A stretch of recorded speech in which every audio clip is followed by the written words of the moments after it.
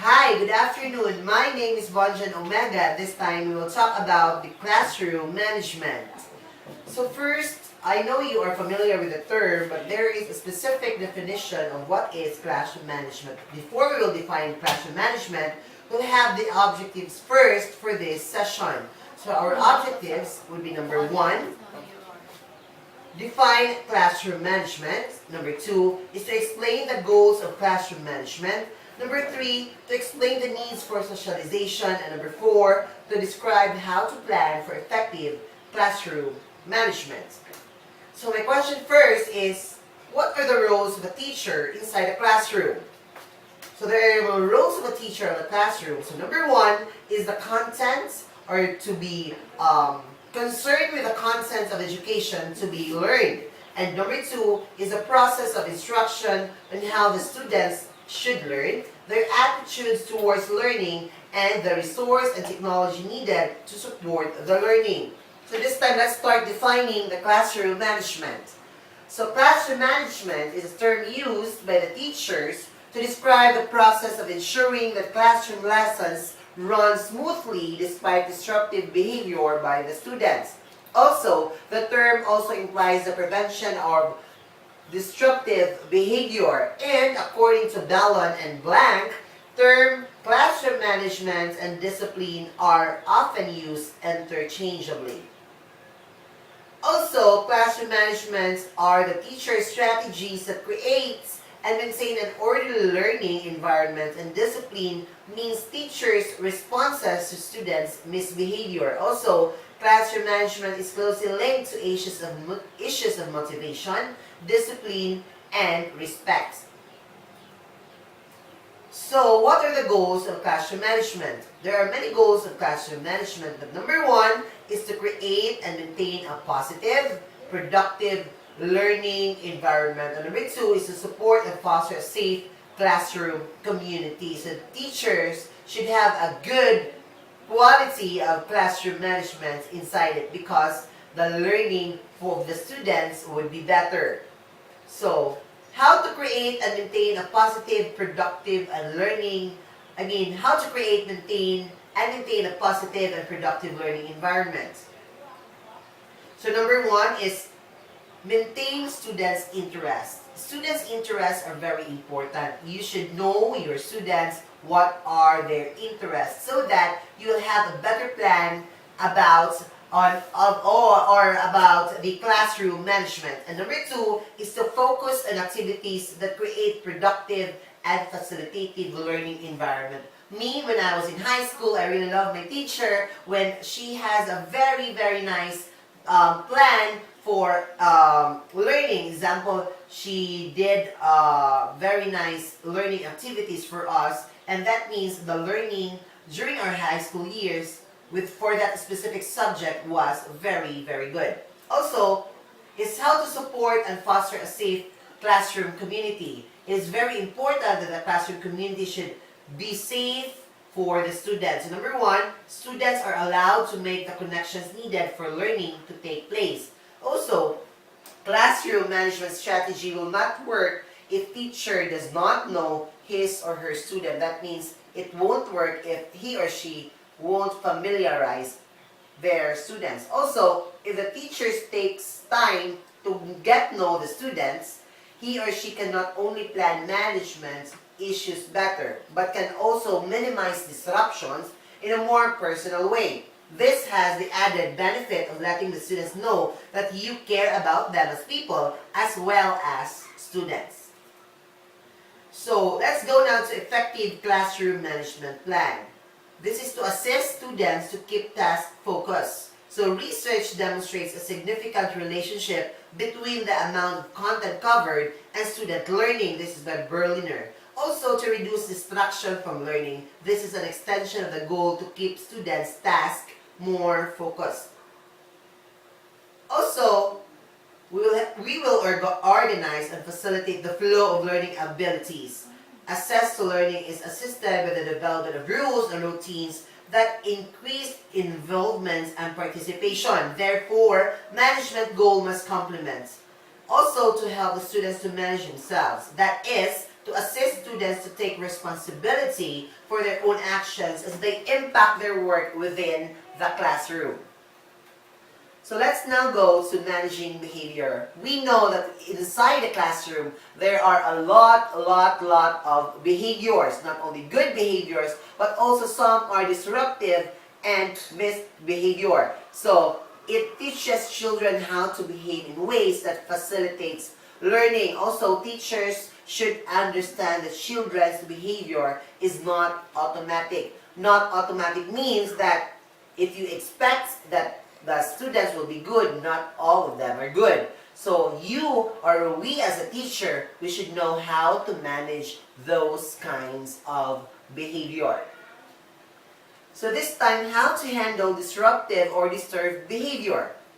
So the behavior that is problematic or inappropriate is the context of a given activities or of a certain teacher. Also, it is also called as problematic behavior, such daydreaming, drowsiness, wriggling, mild interruptions, or those that disrupt the flow of activity for the whole group, such as calling out, arguing, shouting, swearing, fighting, bullying, and so on. So we as the teachers will have a plan for that in order to assess those kind of behavior to maintain the learning atmosphere of the classroom.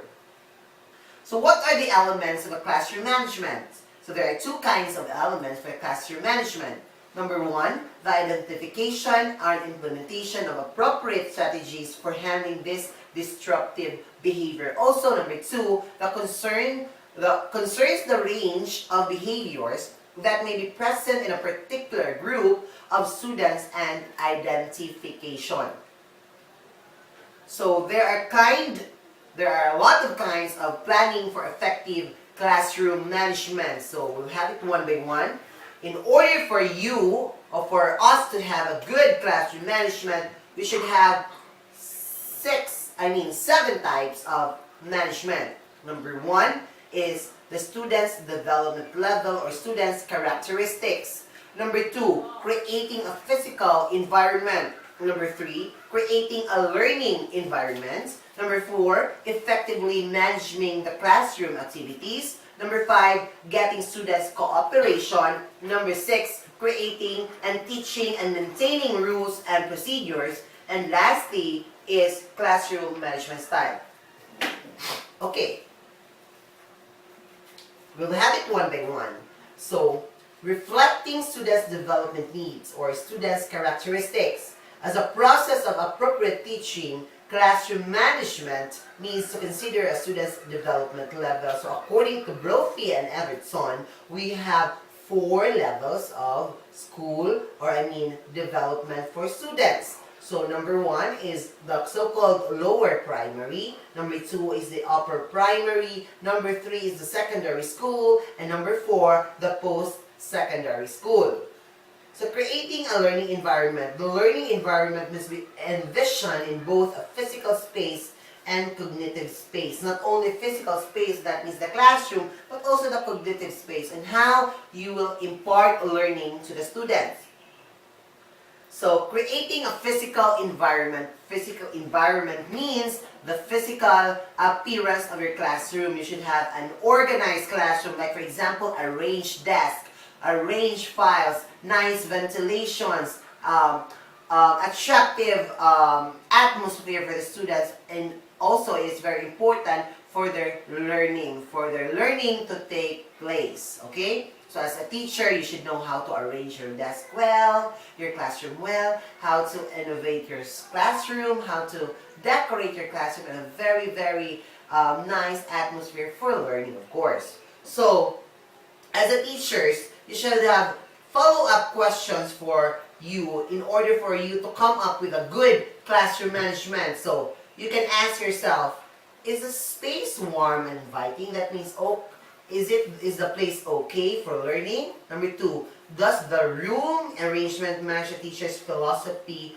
of learning? Number 3, do the students have access to necessary materials? Number 4, you also ask, are the distracting features of the room eliminated? For example, if you will check if you have a good facilities or complete facilities for learning. Especially nowadays, students are very inclined to information technology or so-called the computer. So it's very important if you can support the needs of the students when it comes to their learning. Okay, things to consider for the room or the classroom. Number one, visibility. The room must be arranged in such a way that all students can see the chalkboard, overhead projectors, and other displays. That means the very common example for that is the short ones or the short people will be placed in the near the blackboard, and the tall ones will be placed at the back of the classroom. But let's consider also the vision of the students or the eyesight of the student. If the student will have a poor eyesight, then he or she will be considered to sit in front of the class. Okay? So accessibility. The room should be designed in such a way that access to high traffic areas, such as the pencil sharpener and the students' papers, are kept clear and separated from each other. That means accessibility is also organization. That means you should have an organized classroom, and also disruptibility. Desk should be arranged in such a way that potential distractions such as movements are visible through doors and windows are minimized. So rules are very important as a teacher. As a teacher, you should set rules for your students inside the classroom. In order for the students to recognize and to familiarize the rules, you should have a minimal number of rules. For example, keep quiet, don't throw your trash anywhere, turn the lights off when you leave the classroom, etc. It's very important that you set rules inside the classroom because it's part of the learning process of the students. So we'll have a continuation on the classroom management. Hope you have learned something from me for this day. We will see you soon for the continuation for this topic. Again, thank you so much for learning with me. My name again is, I'm your teacher. Once again, my name is Juan. See you soon. God bless you.